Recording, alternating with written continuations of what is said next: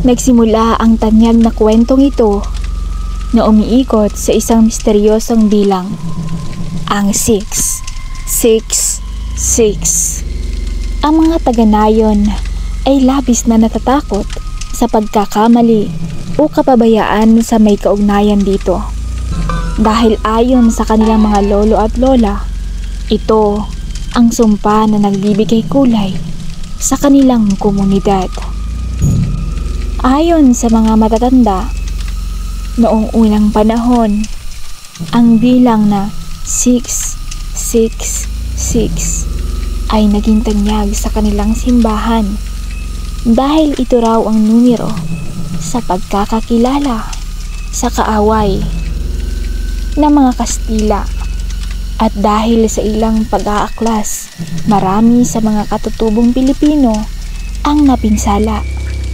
Mula noon, ang 666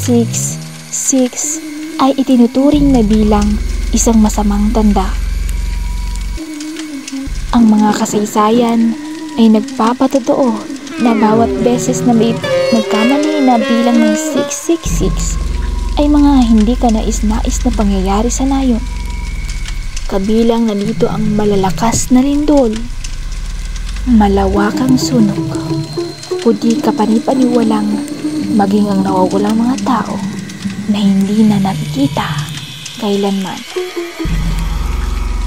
Sa mga sumunod na henerasyon, ang takot sa 666 ay itinuro mula sa magulang sa anak, at ang mga lokal na opisyal ay naglalagay ng mga paalala tungkol sa bilang na ito upang maiwasan ang anumang malubhang kaganapan.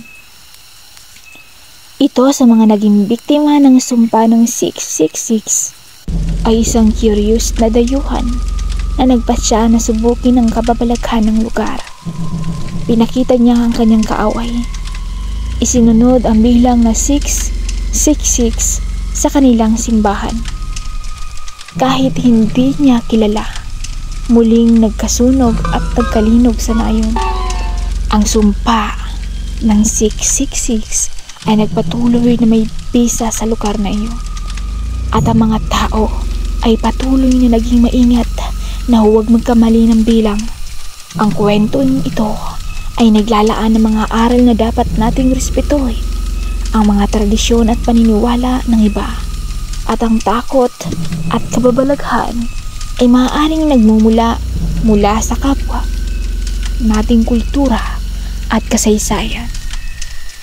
Kaya mamayang gabi, kapag sinabi mo ang numerong 666 at kapag dumilat ang iyong mga mata, ay makikita mo ang hindi mo dapat makita.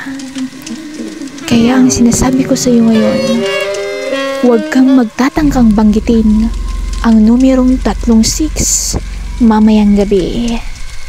Paalam.